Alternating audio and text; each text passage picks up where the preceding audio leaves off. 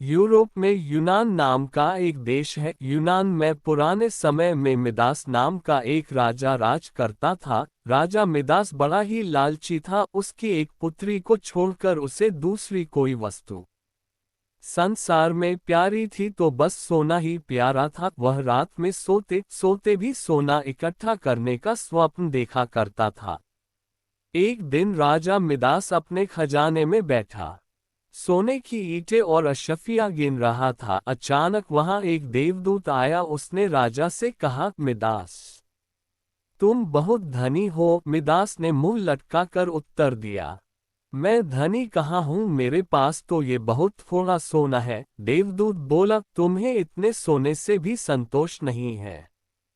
कितना सोना चाहिए तुम्हें? राजा ने कहा, मैं तो चाहता हूँ कि मैं जिस वस्तु को हाथ से स्पर्श करूँ वही सोने की हो जाए। देवदूत हंसा और बोला, अच्छी बात है। कल सवेरे से तुम जिस वस्तु को छूओगे वह सोने की हो जाएगी। उस दिन और रात में राजा मिदास को नींद नहीं आई। वह सुबह उठा, उसने एक कुर्सी पर हाथ रखा, वह सोने की हो गई। एक मेज को छुआ, वह सोने की बन गई। राजा मिदास खुशी के मारे उछलने और नाचने लगा। वह पागलों की भांति दौड़ता हुआ अपने बगीचे में गया और पेड़ों को छूने लगा। फूल, पत्ते, डालियां, गमले छुए, सब सोने के हो गए। सब चमाचम चमकने लगा। मिदास के पास सोने का पार नहीं रहा। दौड़ते उछलते में मिदास थक गया। उसे अभी तक ये पता ही नहीं लगा था कि उसके कपड़े भी सोने के होकर बहुत भारी हो गए हैं। वह प्यासा था और भूख भी उससे लगी थी। बगीचे से अपने राजमहल लौटकर एक सोने की कुर्सी पर बैठ गया। एक नौकर ने उसके आगे भोजन और पानी लाकर रख दिया, लेकिन जैसे ही राजा ने भोजन को हाथ लगाया वह भोजन सोने का बन गया। उसने पानी पीने के लिए गिलास उठाया तो गिलास और पानी सोना हो गया। मिदास के सामने सोने की रोटियां, सोने के चावल, सोने के आलू आदि रखे थे। वह भूखा था, प्यासा था। सोना चबाकर उसकी भूख तो मिट नहीं सकती थी। मिदास रो पड़ा। उसी समय उसकी पुत्री खेलते हुए वहां आई। अपने पिता को रोते हुए देखकर पिता की गोद में चढ़कर उसके आंसू पोंछने लगी। मिदास ने पुत्री को अपनी छाती से लगा लिया, लेकिन अब उसकी पुत्री वहां कहाँ थी? गोद में तो उसकी पुत्री की सोने की इतनी वजनी मूर्ति थी कि उसे वह गोद में उठाए भी नहीं रख सकता था। बेचारा मिदास सिर पीट पीट कर रोने लगा। देवता को दया आ गई, वो फिर प्रकट हुआ। उसे देखते ही मिदास उसके पैरों पर गिर पड़ा और गिड़गिड़ाकर प्रार्थना करने लगा, अपना वरदान वापस लौटा लीजिए।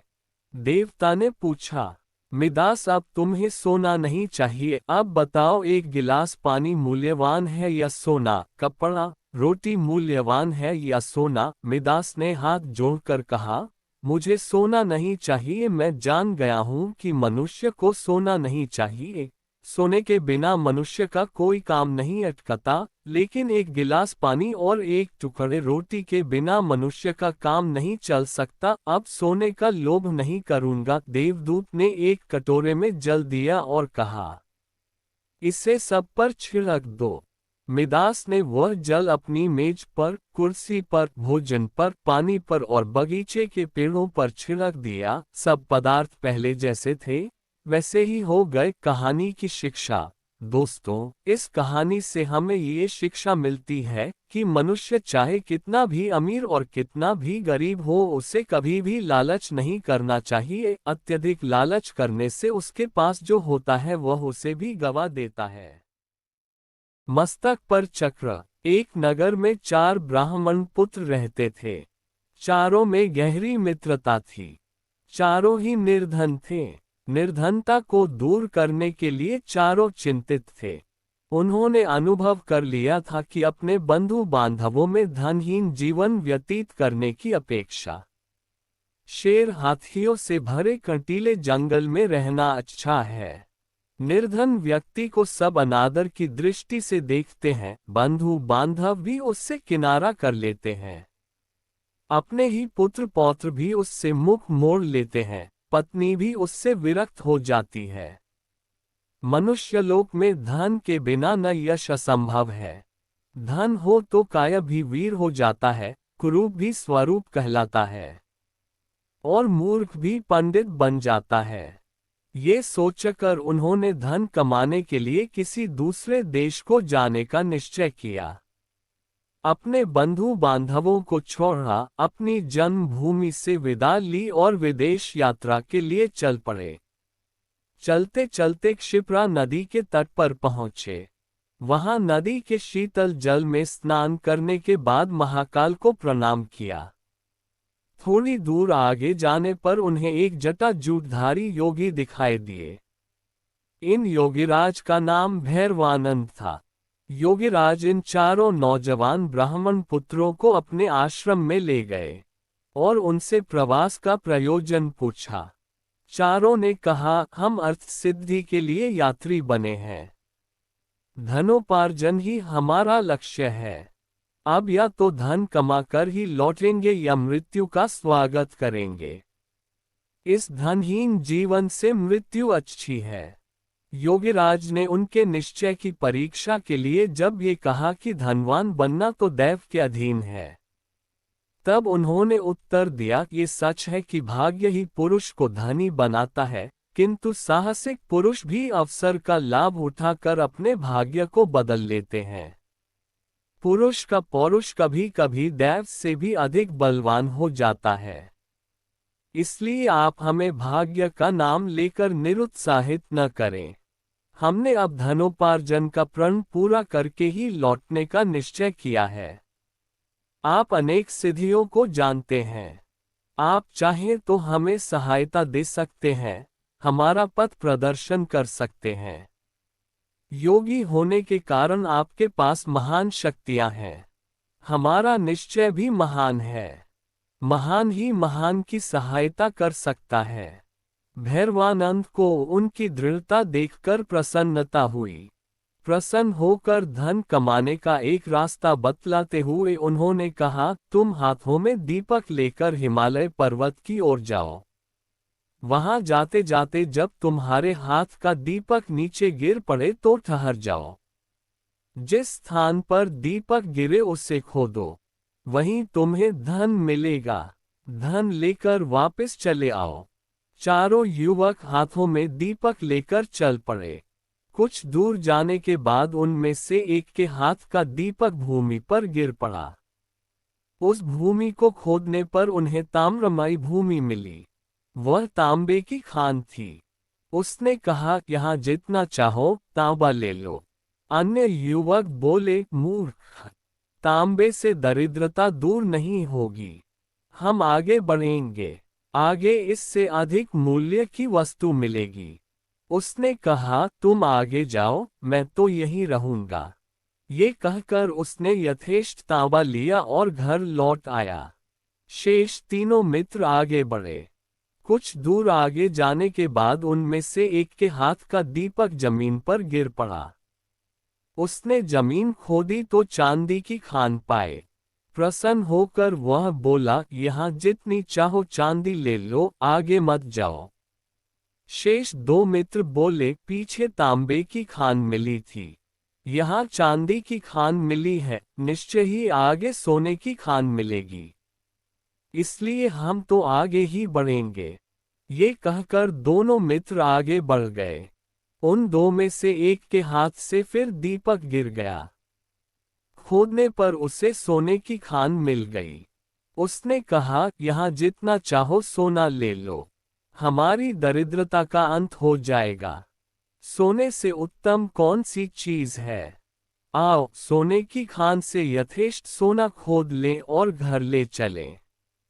उसके मित्र ने उत्तर दिया, मूर्ख, पहले तांबा मिला था, फिर चांदी मिली, अब सोना मिला है, निश्चय ही आगे रत्नों की खान होगी। सोने की खान छोड़ दे और आगे चल। किंतु वह न माना। उसने कहा, मैं तो सोना लेकर ही घर चला जाऊंगा, तुझे आगे जाना है तो जा। अब वह चौथा युवक एकाकी आगे बढ़ा। रास्ता बड़ा विकराल था, कांटों से उसका पैर छलनी हो गया। बर्फीले रास्तों पर चलते चलते शरीर जीर्ण शीर्ण हो गया, किंतु वह आगे ही आगे बढ़ता गया। बहुत दूर जाने के बाद उसे एक मनुष्य मिला जिसका सारा शरीर खून से लथपथ था और जिसके मस्तक पर चक्र घूम रहा था। उसके पास जाकर चौथा युवक बोला, तुम कौन हो? तुम्हारे मस्तक पर चक्र क्यों घूम रहा है? यहाँ कहीं जलाशय है तो बतलाओ, मुझे प्यास लगी है। ये कहते ही उसके मस्तक का चक्र उतरकर ब्राह्मण युवक के मस्तक पर लग गया। युवक के आश्चर्य की सीमा न रही। उसने कष्ट से कराहते हुए पूछा, यह क्या हुआ? ये चक्र तुम्हारे मस्तक से छूटकर मेरे मस्तक पर क्यों लग गया? अजनबी मनुष्य ने उत्तर दिया, मेरे मस्तक पर भी यह इसी तरह अचानक लग गया था। अब यह तुम्हारे मस्तक से तभी उतरेगा जब कोई व्यक्ति धन के लोभ में घूमता हुआ यहाँ तक पहुँचेगा और तुमसे बात करेगा। युवक ने पूछा, ये कब होगा? अजनबी, अब कौन राजा राज्य कर रहा है? युवक, वीणा वत्सराज। अजनबी, मुझे काल का ज्ञान नहीं। मैं राजा राम के राज्य में दरिद्र हुआ था और सिद्धि का दीपक लेकर यहाँ तक पहुँचा था। मैंने भी एक और मनुष्य से यही प्रश्न किया था जो तुमने मुझसे किया है। युवक, किंतु इतने समय में तुम्हें भोजन व जल कैसे मिलता रहा? अजनबी, ये चक्र धन के अति लोभी पुरुषों के लिए बना है। इस चक्र के मस्तक पर लगने के बाद मनुष्य को भूख, प्यास, नींद, मरण आदि नहीं सताते। केवल चक्र घूमने का कष्ट ही सताता रहता है। वह व्यक्ति अनंत काल तक कष्ट भोगता है। ये कहकर वह चला गया और वह अति लोभी ब्राह्मण युवक कष्ट भोगने के लिए वहीं रह गया। वानर राज का बदला। एक नगर के राजा चंद्र के पुत्रों को बंदरों से खेलने का बहुत शौक था। बंदरों का सरदार भी बड़ा चतुर था। वह सब बंदरों को नीति शास्त्र पढ़ाया करता था। सब बंदर उसकी आज्ञा का पालन करते थे। राजपुत्र भी उन बंदरों के सरदार वानर राज को बहुत मानते थे। उसी नगर के राजगृह में छोटे राजपुत्र के वाहन के लिए कई मेढ़े भी थे। उनमें से एक मेढ़ा बहुत लोभी था। वह जब जी चाहे तब रसोई में घुसकर सब कुछ खा लेता था। रसोइये उसे लकड़ी से मार कर बाहर निकाल देते थे। वानर राज ने जब ये कलह देखा तो वह चिंतित हो गया। उसने सोचा, ये कलह किसी दिन सारे बंदर समाज के नाश का कारण हो जाएगा। कारण ये कि जिस दिन कोई नौकर इस मेढ़े को जलती लकड़ी से मारेगा, उसी दिन यह मेढ़ा घुड़साल में घुसकर आग लगा देगा। इससे कई घोड़े जल जाएंगे। जलन के घावों को भरने के लिए बंदरों की चर्बी की मांग पैदा होगी। तब हम सब मारे जाएंगे। इतनी दूर की बात सोचने के बाद उसने बंदरों को सलाह दी कि वे अभी से राजगृह का त्याग कर दें। किंतु उस समय बंदरों ने उसकी बात को नहीं सुना। राजगृह में उन्हें मीठे मीठे फल मिलते थे। उन्हें छोड़कर वे कैसे जाते? उन्होंने वानरराज से कहा कि बुढ़ापे के कारण तुम्हारी बुद्धि मंद पड़ गई है। हम राजपुत्र के प्रेम व्यवहार और अमृत समान मीठे फलों को छोड़कर जंगल में नहीं जाएंगे। वानरराज ने आंखों में आंसू भरकर कहा, मूर्खों, तुम इस लोभ का परिणाम नहीं जानते। ये सुख तुम्हें बहुत महंगा पड़ेगा। ये कहकर वानरराज स्वयं राजगृह छोड़कर वन में चला गया। उसके जाने के कुछ दिन बाद एक दिन वही बात हो गई जिससे वानरराज ने वानरों को सावधान किया था। एक लोभी मेढ़ा जब रसोई में गया तो नौकर ने जलती लकड़ी उस पर फेंकी। मेढ़े के बाल जलने लगे। वहां से भागकर वह अश्वशाला में घुस गया। उसकी चिनगारियों से अश्वशाला भी जल गई। कुछ घोड़े आग से जलकर वहीं मर गए। कुछ रस्सी तुड़ाकर अश्वशाला से भाग गए। तब राजा ने पशु चिकित्सा में कुशल वैद्यों को बुलाया। और उन्हें आग से जले घोड़ों की चिकित्सा करने के लिए कहा। वैद्यों ने आयुर्वेद शास्त्र देखकर सलाह दी कि जले घावों पर बंदरों की चर्बी की मरहम बनाकर लगाई जाए। राजा ने मरहम बनाने के लिए सब बंदरों को मारने की आज्ञा दे दी। सिपाहियों ने सब बंदरों को पकड़कर लाठियों और पत्थरों से मारना शुरू कर दिया। वानर राज को जब अपने वंश क्षय का समाचार मिला तो वह बहुत दुखी हुआ। उसके मन में राजा से बदला लेने की आग भड़क उठी। दिन रात वह इसी चिंता में घुटने लगा। आखिर उसे एक दिन वन में ऐसा तालाब मिला जिसके किनारे मनुष्यों पांव के चिन्ह थे। उन चिन्हों से उसे मालूम होता था कि इस तालाब में जितने मनुष्य गए सब मर गए, कोई वापस नहीं आया। वह समझ गया कि यहाँ अवश्य कोई नरभक्षी मगरमच्छ है। उसका पता लगाने के लिए उसने एक उपाय किया। कमल नाल लेकर उसका एक सिरा उसने तालाब में डाला और दूसरे सिरे को मुख में लगाकर पानी पीना शुरू कर दिया। थोड़ी देर में उसके सामने ही तालाब में से एक कंठहार धारण किए हुए मगरमच्छ निकला। उसने कहा, इस तालाब में से पानी पीने के बाद आज तक कोई वापस नहीं गया। तूने कमल नाल द्वारा पानी पीने का उपाय करके विलक्षण बुद्धि का परिचय दिया है। मैं तेरी प्रतिभा से प्रसन्न हूँ। तू जो वर मांगेगा मैं दूंगा। कोई सा एक वर मांग ले।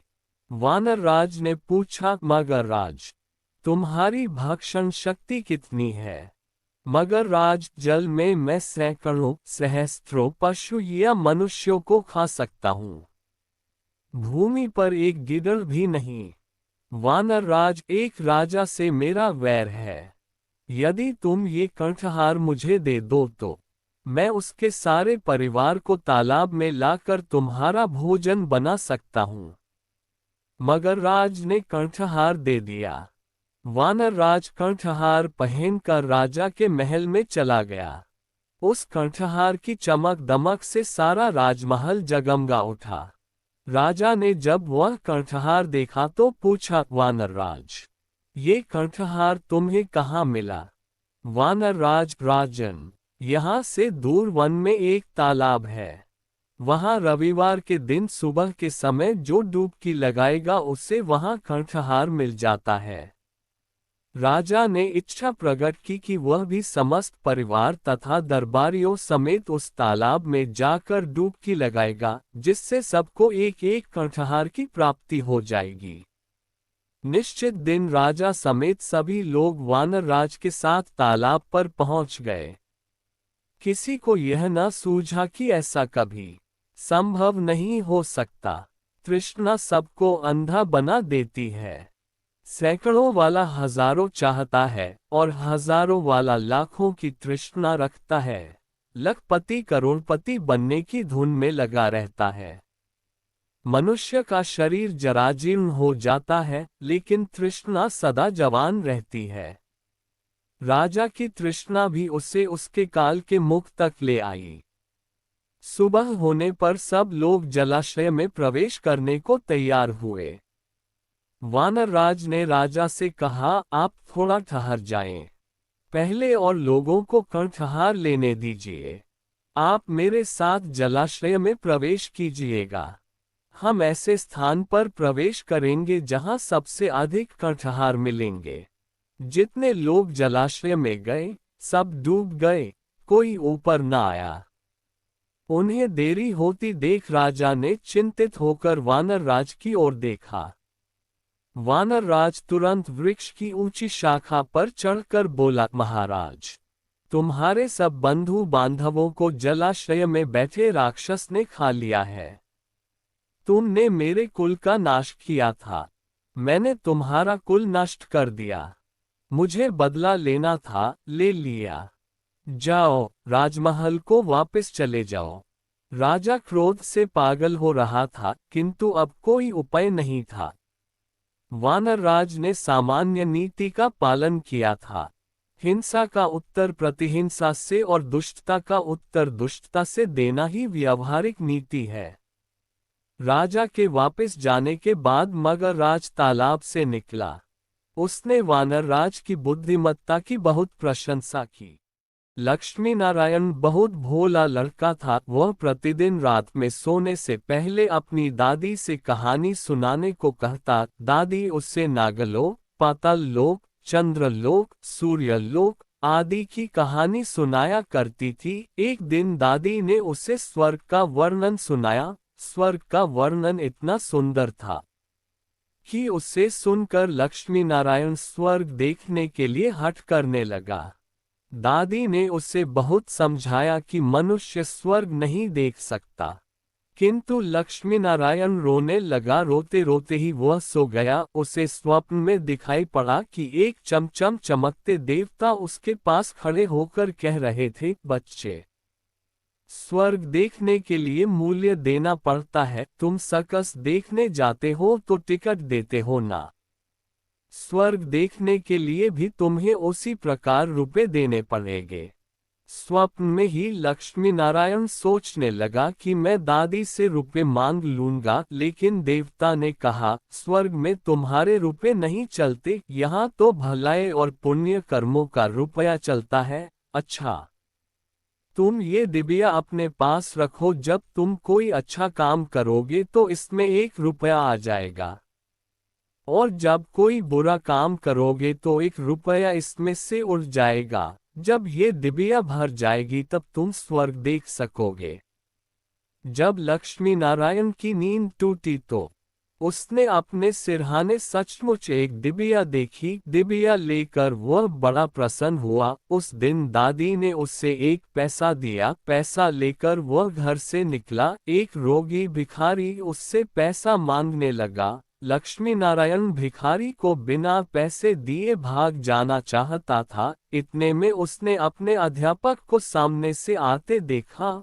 उसके अध्यापक उदार लड़कों की बहुत प्रशंसा किया करते थे। उन्हें देखकर लक्ष्मी नारायण ने भिखारी को पैसा दे दिया। अध्यापक ने उसकी पीठ ठोकी और प्रशंसा की।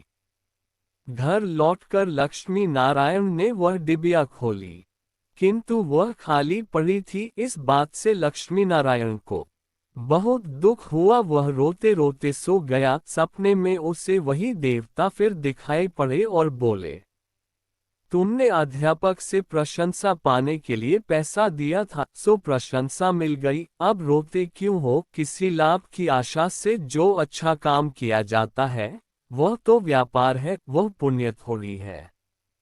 दूसरे दिन लक्ष्मी नारायण को उसकी दादी ने 2 आने पैसे दिए। पैसे लेकर उसने बाजार जाकर 2 संतरे खरीदे। उसका साथी मोतीलाल बीमार था। बाजार से लौटते समय वह अपने मित्र को देखने उसके घर चला गया। मोतीलाल को देखने उसके घर वैद्य आए थे। वैद्य जी ने दवा देकर मोतीलाल की माता से कहा, इसे आज संतरे का रस देना। मोतीलाल की माता बहुत गरीब थी। वह रोने लगी और बोली, मैं मजदूरी करके पेट भरती हूँ। इस समय बेटे की बीमारी में कई दिन से काम करने नहीं जा सकी। मेरे पास संतरे खरीदने के लिए 1 पैसा भी नहीं है।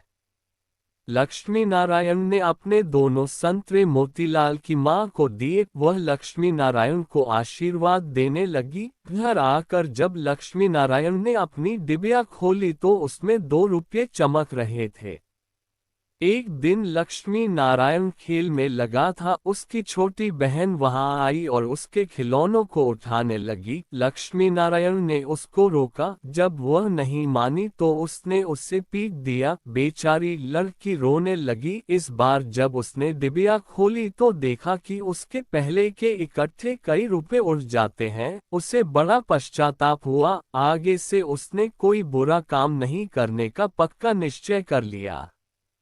लक्ष्मी नारायण पहले रुपए के लोभ से अच्छा काम करता था। धीरे धीरे उसका स्वभाव ही अच्छा काम करने का हो गया। अच्छा काम करते करते उसकी डिबिया रुपयों से भर गई। वह स्वर्ग देखने की आशा से प्रसन्न होता। उस डिबिया को लेकर वह अपने बगीचे में पहुंचा। लक्ष्मी नारायण ने देखा कि बगीचे में पेड़ के नीचे बैठा हुआ एक बूढ़ा साधु रो रहा है। वह दौड़ता हुआ साधु के पास गया और बोला, बाबा, आप क्यों रो रहे हैं? साधु बोला, बेटा, जैसी डिबिया तुम्हारे हाथ में है वैसी ही एक डिबिया मेरे पास थी। बहुत दिन परिश्रम करके मैंने उसे रुपयों से भरा था। बड़ी आशा थी कि उसके रुपयों से स्वर्ग देखूंगा, किंतु आज गंगा जी में स्नान करते समय वह डिबिया पानी में गिर गई। लक्ष्मी नारायण ने कहा, बाबा, आप रो मत, मेरी डिबिया भी भरी हुई है, आप इसे ले लो। साधु बोला, तुमने इसे बड़े परिश्रम से भरा है, तुम्हें इसे देने से दुख होगा। लक्ष्मी नारायण ने कहा, मुझे दुख नहीं होगा बाबा, मैं तो लड़का हूँ, मुझे अभी पता नहीं कितने दिन जीना है। मैं तो ऐसी कई डिबिया रुपए इकट्ठे कर सकता हूँ। आप बूढ़े हो गए हैं, आप अब दूसरी डिबिया पता नहीं भर पाओगे या नहीं, मेरी डिबिया ले लीजिए। साधु ने डिबिया लेकर लक्ष्मी नारायण के नेत्रों पर हाथ फेर दिया। लक्ष्मी नारायण के नेत्र बंद हो गए, उसे स्वर्ग दिखाई पड़ने लगा। ऐसा सुंदर स्वर्ग कि दादी जी ने स्वर्ग का वर्णन किया था, वह वर्णन तो स्वर्ग के एक कोने का भी ठीक वर्णन नहीं था। जब लक्ष्मी नारायण ने नेत्र खोला तो साधु के बदले स्वप्न में दिखाई पड़ने वाला वही देवता उसके सामने प्रत्यक्ष खड़ा था। देवता ने कहा, बेटा, जो लोग अच्छे काम करते हैं स्वर्ग उनका घर बन जाता है। तुम इसी प्रकार जीवन में भलाई करते रहोगे तो अंत में स्वर्ग में पहुंच जाओगे। देवता इतना कहकर वही अदृश्य हो गए। कहानी की शिक्षा, मनुष्य जैसे काम करता है वैसा उसका स्वभाव हो जाता है। जो बुरे काम करता है उसका स्वभाव बुरा हो जाता है, उसे फिर बुरा काम करने में ही आनंद आता है। जो अच्छा काम करता है उसका स्वभाव अच्छा हो जाता है, उसे बुरा काम करने की बात भी बहुत बुरी लगती है। 4 मूर्ख पंडितों की कथा। एक स्थान पर 4 ब्राह्मण रहते थे। चारों विद्याभ्यास के लिए कान्यकुब्ज गए। निरंतर 12 वर्ष तक विद्या पढ़ने के बाद वे संपूर्ण शास्त्रों के पारंगत विद्वान हो गए, किंतु व्यवहार बुद्धि से चारों खाली थे। विद्याभ्यास के बाद चारों स्वदेश के लिए लौट पड़े। कुछ देर चलने के बाद रास्ता 2 ओर फटता था। किस मार्ग से जाना चाहिए इसका कोई भी निश्चय न करने पर वे वहीं बैठ गए। इसी समय वहां से एक मृत वैश्य बालक की अर्थी निकली। अर्थी के साथ बहुत से महाजन भी थे। महाजन नाम से उनमें से एक को कुछ याद आ गया। उसने पुस्तक के पन्ने पलटकर देखा तो लिखा था, महाजनों यं गतः स पंथा, अर्थात जिस मार्ग से महाजन जाए वही मार्ग है। पुस्तक में लिखे को ब्रह्म वाक्य मानने वाले चारों पंडित महाजनों के पीछे पीछे शमशान की ओर चल पड़े। थोड़ी दूर पर शमशान में उन्होंने एक गधे को खड़ा हुआ देखा। गधे को देखते ही उन्हें शास्त्र की यह बात याद आ गई, राजद्वारे श्मशाने च यस्तिष्ठति स बांधवः, अर्थात राजद्वार और शमशान में जो खड़ा हो वह भाई होता है। फिर क्या था, चारों ने उस शमशान में खड़े गधे को भाई बना लिया। कोई उसके गले से लिपट गया तो कोई उसके पैर धोने लगा। इतने में एक ऊंट उधर से गुजरा। उसे देखकर सब विचार में पड़ गए कि यह कौन है। 12 वर्ष तक विद्यालय की चारदीवारी में रहते हुए उन्हें पुस्तकों के अतिरिक्त संसार की किसी वस्तु का ज्ञान नहीं था। ऊंट को वेग से भागते हुए देखकर उनमें से एक को पुस्तक में लिखा ये वाक्य याद आ गया, धर्मस्य त्वरिता गतिः, अर्थात धर्म की गति में बड़ा वेग होता है। उन्हें निश्चय हो गया कि वेग से जाने वाली यह वस्तु अवश्य धर्म है। उसी समय उनमें से एक को याद आया, इष्टम धर्मेन योजयेत, अर्थात धर्म का संयोग इष्ट से करा दे। उनकी समझ में इष्ट बांधव था गधा और ऊंट या धर्म, दोनों का संयोग कराना उन्होंने शास्त्रोक्त मान लिया। बस खींच खांच कर उन्होंने ऊंट के गले में गधा बांध दिया। वह गधा एक धोबी का था। उसे पता लगा तो वह भागा हुआ आया। उसे अपनी ओर आता देखकर चारों शास्त्र पारंगत पंडित वहां से भाग खड़े हुए। थोड़ी दूर पर एक नदी थी। नदी में पलाश का एक पत्ता तैरता हुआ आ रहा था। इसे देखते ही उनमें से एक को याद आ गया, आगमिष्यति यत् पत्रम तदस्मांस्तारयिष्यति। अर्थात जो पत्ता तैरता हुआ आएगा वही हमारा उद्धार करेगा। उद्धार की इच्छा से वह मूर्ख पंडित पत्ते पर लेट गया। पत्ता पानी में डूब गया तो वह भी डूबने लगा। केवल उसकी शिक्षा पानी से बाहर रह गई। इसी तरह बहते बहते जब वह दूसरे मूर्ख पंडित के पास पहुंचा तो उसे एक और शास्त्रोक्त वाक्य याद आ गया। सर्वनाशे समुत्पन्ने अर्धम त्यजति पंडितः। अर्थात संपूर्ण का नाश होते देखकर आधे को बचा ले और आधे का त्याग कर दे। ये याद आते ही उसने बहते हुए पूरे आदमी का आधा भाग बचाने के लिए उसकी शिखा पकड़कर गर्दन काट दी। उसके हाथ में केवल सिर का हिस्सा आ गया। देह पानी में बह गई। उन चार के अब तीन रह गए। गांव पहुंचने पर तीनों को अलग अलग घरों में ठहराया गया। वहां उन्हें जब भोजन दिया गया तो एक ने सैमियों को ये कहकर छोड़ दिया, दीर्घसूत्री विनश्यति, अर्थात दीर्घ तंतु वाली वस्तु नष्ट हो जाती है। दूसरे को रोटियां दी गईं तो उसे याद आ गया, अतिविस्तार विस्तीर्ण तद्भावेन चिरायुष्यम, अर्थात बहुत फैली हुई वस्तु आयु को घटाती है। तीसरे को छिद्र वाली वटिका दी गई तो उसे याद आ गया, छिद्रेष्वनर्था बहुली भवन्ति, अर्थात छिद्र वाली वस्तु में बहुत अनर्थ होते हैं। परिणाम ये हुआ कि तीनों की जग हंसाई हुई और तीनों भूखे भी रहे। व्यवहार बुद्धि के बिना पंडित भी मूर्ख ही रहते हैं। व्यवहार बुद्धि भी एक ही होती है। सैकड़ों बुद्धियां रखने वाला सदा डांवाडोल रहता है।